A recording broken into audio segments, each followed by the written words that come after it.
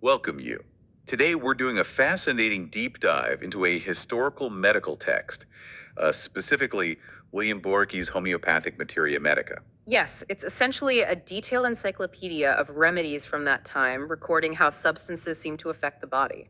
And our mission today is to explore one particular entry, Asclepias tuberosa. You might know it as pleurisy root. That's right. We want to unpack what this traditional remedy was believed to do, because some of the reported effects are, well, surprisingly specific. Indeed.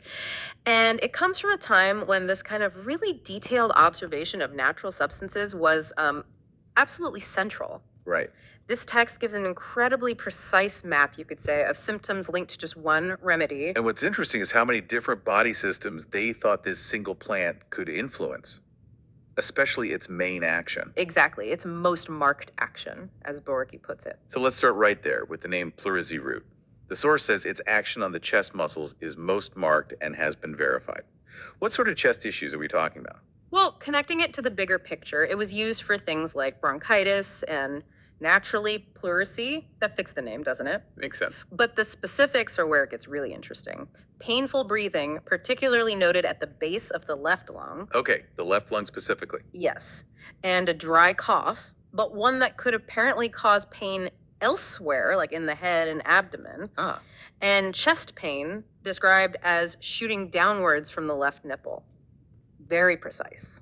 that is incredibly specific. And here's a really curious detail. These chest pains were often relieved by bending forward. Bending forward helped. That's unusual. It is, isn't it?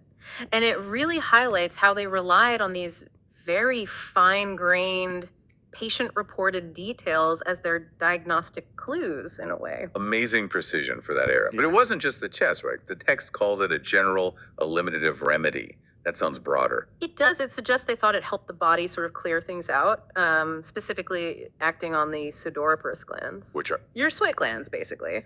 So promoting sweating was likely part of its perceived action. I see. So it connects chest issues with sweating.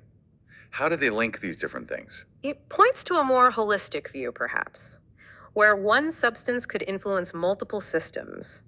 Because beyond the chest and sweating, it was also noted for stomach problems. Like what kind of stomach issues? Things like a feeling of fullness, pressure after eating, flatulence too, and even a peculiar sensitivity to tobacco smoke. Okay, so chest, sweat, stomach.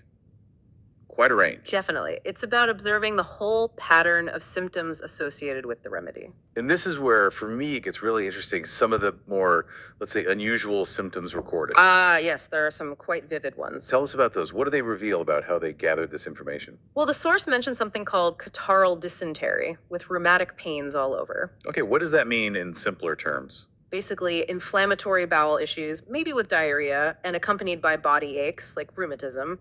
But it gets even more specific about the discharge, Oh, sticky yellow catarrh. And then there's the detail about the stools. I have a feeling I know which one you mean. Yes, the text states they sometimes smelled like rotten eggs. Wow, okay. Memorable, if nothing else. Absolutely memorable. You wouldn't easily confuse that symptom picture, would you? Definitely not. And it didn't stop there. It talks about the extremities too, the limbs, rheumatic joints giving a sensation as if adhesions were being broken up on bending. Like something is cracking or tearing inside the joint when you move it? That's the feeling described. These very specific, sometimes frankly odd sensations were key. They helped differentiate this remedy from others. It shows such meticulous observation. It really does. And they even compared it to related plants like Asclepias incarnata for stomach issues or Boericke greca for the heart.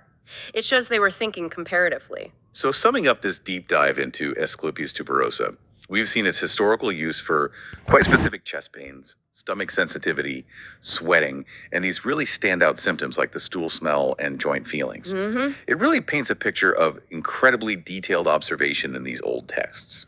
It absolutely does. And what's fascinating is how these historical viewpoints show us a time relying purely on symptoms before our modern scans and tests. Yeah. Which brings up, I think, an interesting question for you, the listener, to think about. How might focusing on such granular patient-reported symptoms, even the ones that seem really odd today, how might that inform or maybe even challenge our current understanding of health and healing?